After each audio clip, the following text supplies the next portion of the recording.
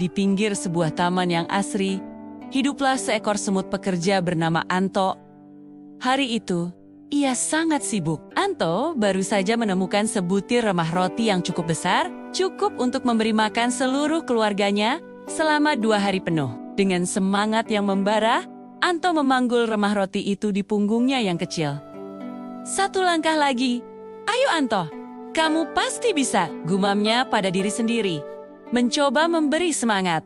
Namun, kebahagiaan Anto tidak berlangsung lama. Langit yang tadinya biru cerah, tiba-tiba berubah menjadi abu-abu gelap. Angin mulai bertiup kencang, menggoyangkan rambut-rambut di sekelilingnya yang bagi Anto terasa seperti pohon-pohon raksasa yang bergoyang hebat. Merasakan bahaya, Anto mempercepat langkahnya. Tetapi sarangnya masih sangat jauh di ujung taman sana. Ia harus bergegas sebelum badai datang. Tiba-tiba, PLUK, sebuah tetesan air hujan yang besar, jatuh tepat di depan Anto. Bagi kita manusia, itu mungkin hanya rintik kecil yang tidak berarti. Tapi bagi Anto yang mungil, tetesan itu seperti bom air yang meledak, membuat jalanan menjadi sangat licin dan berlumpur. Anto terkejut dan sedikit tergelincir. Hampir saja menjatuhkan remah rotinya yang berharga. Hujan pun turun dengan derasnya. Tetesan air yang tak terhitung jumlahnya menghujani tanah, menciptakan jenangan-jenangan air di mana-mana. Anto menggigil kedinginan. Tubuhnya yang kecil basah kuyup. Ia mencoba berlindung di bawah sehelai rumput, tetapi air terus membasahinya tanpa ampun. Lebih parahnya lagi, remah roti yang ia bawa dengan susah payah mulai hancur terkena air. Anto merasa sangat takut. Ia terjebak di tengah jalan setapak yang kini mulai tergenang air, berubah menjadi seperti lautan yang luas dan tak bertepi. Arus air mulai menarik kakinya yang kecil. Ia merasa tidak akan bisa pulang dengan selamat. Keputusasaan mulai menyelimuti hatinya. Sementara itu, tidak jauh dari sana, Koko si katak hijau sedang melempet-lempet dengan kegirangan. Koko sangat menyukai hujan. Baginya, suara rintik hujan adalah musik yang indah, dan ini adalah kesempatan yang sempurna untuk mandi dengan segar. Setiap tetesan air yang jatuh membuatnya semakin bersemangat. Namun, saat Koko hendak melompat ke sebuah batu besar yang licin, matanya menangkap sesuatu yang bergerak jarak kecil di dekat genangan air.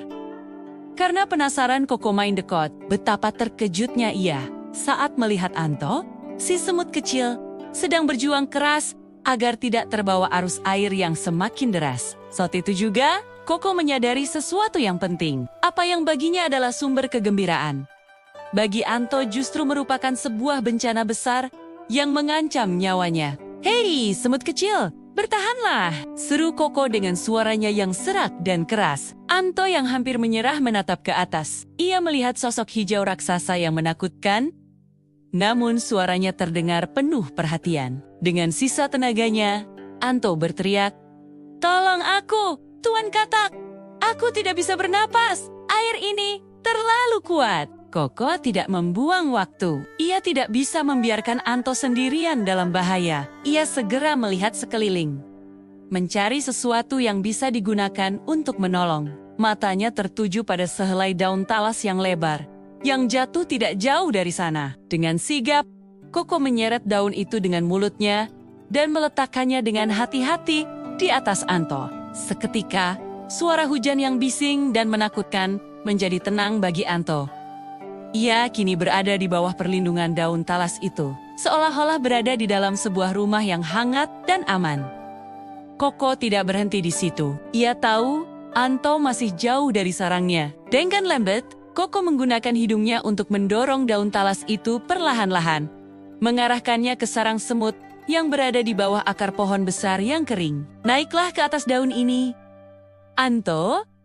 Aku akan mengantarmu sampai ke rumah," kata Koko dengan ramah.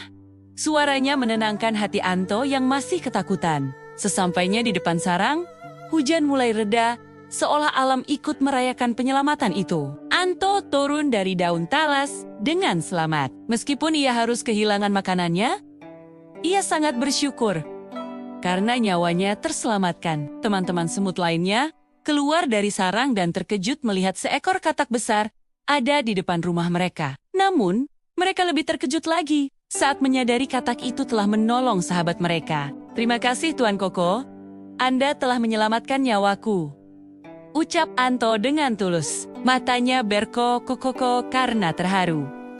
Koko tersenyum lebar. Senyum yang tulus dan hangat. "Sama-sama, Anto," jawabnya. "Aku baru sadar, kebahagiaanku tidak boleh membuatku lupa bahwa ada makhluk lain yang mungkin sedang kesulitan. Mulai sekarang, setiap kali hujan turun, aku akan memastikan Tumonmen kecilku aman." Sejak hari itu, Anto si semut dan Koko si katak menjadi sahabat baik. Koko sering meletakkan daun-daun lebar di dekat sarang semut jika ia melihat mendung datang, menciptakan payung-payung alami untuk para semut. Kisah mereka membuktikan bahwa perbedaan ukuran atau jenis tidak menghalangi siapapun untuk menjadi pahlawan bagi sesama. Yang terpenting adalah hati yang peduli.